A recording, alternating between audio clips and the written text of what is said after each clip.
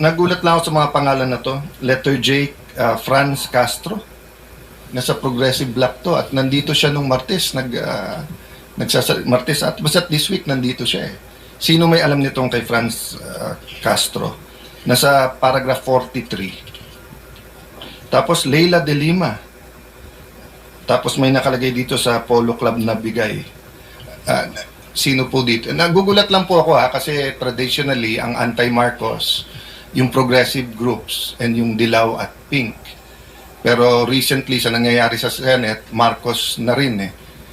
But biglang nandito mga pangalan nila. Again, that doesn't mean this is true. That's why I want to found. Sinong may alam nung kay Leila de Lima at saka kay Franz Castro? Mga kongresista.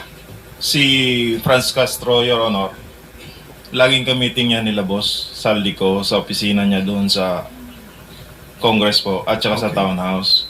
Then pagkatapos po ng meeting nila, paglabas po, may mga bit-bit na po yan silang mga paper bag. Pag sinabing sila, sino pa usually kasama ni Franz Castro? Not necessarily sa pera, sa meeting. Yung babae rin yun na Your Honor, yung lagi niya kasama. Tatlo yan sila, Your Honor, kasama si Raul Manuel at saka yung isa pa. Si Franz Castro at saka si Brosas, Your Honor. Okay. How about yung kay Leila de Lima? Sinong may alam? Si Laila de Lima po, lagi po yan sa Townhouse. Ka-meeting po sila boss. Then,